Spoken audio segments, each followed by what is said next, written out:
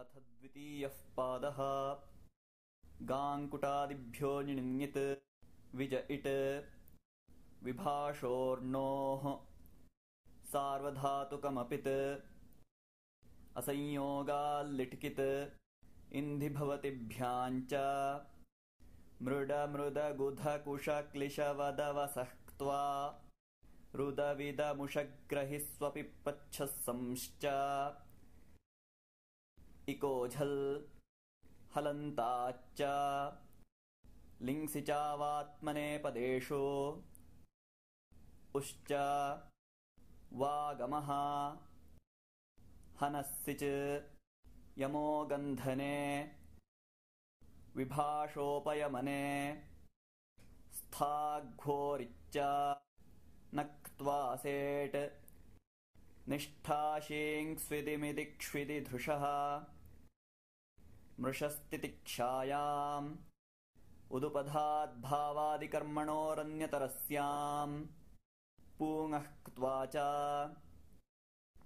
नोपधात्थफान्ताद्वा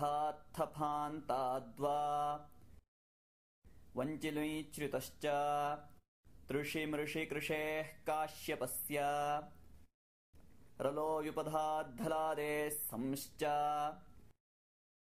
ऊकालोज्झ्रस्वदीर्घप्लुतः अचश्च उच्चैरुदात्तः नीचैरनुदात्तः समाहारस्वरितः तस्यादित उदात्तमर्थः ह्रस्वम् एकश्रुतिदूरात् सम्बुद्धौ यज्ञकर्मण्यजपन्यूङ्खसामसु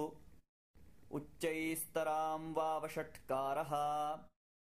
विभाषाच्छन्दसि न सुब्रह्मण्यायां स्वरितस्य तूदात्तः देवब्रह्मणोरनुदात्तः स्वरितात् संहितायामनुदात्तानाम् उदात्तस्वरितपरस्य सन्नतरः अपृक्त एकाल्प्रत्ययः तत्पुरुषः समानाधिकरणः कर्मधारयः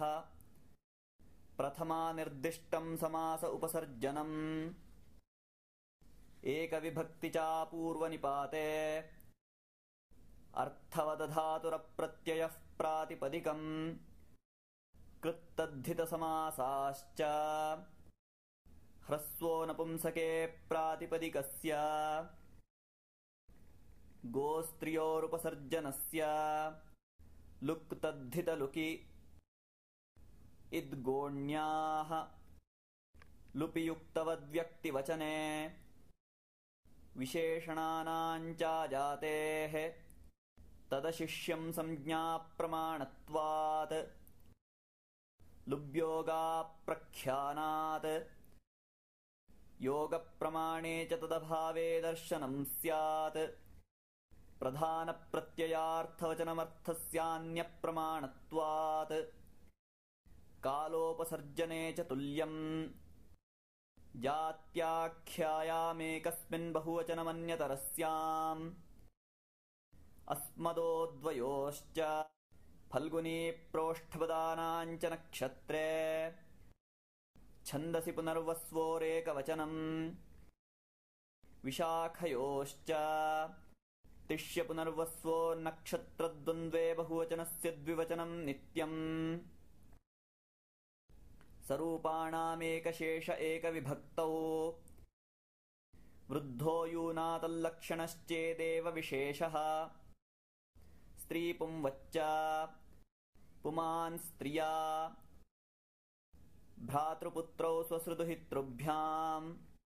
नपुंसकमनुपुंसकेनैकवच्चास्यान्यतरस्याम् पिता मात्रा श्वशुरश्वश्रुवा त्यदादीनि सर्वैर्नित्यम् ग्राम्यपशुसङ्घेष्वतुरुणेषु स्त्री गाङ्कुटाद्युदुपधादपृक्तश्छन्दसि पुनर्वस्वोस्त्रयोदश इति द्वितीयः पादः।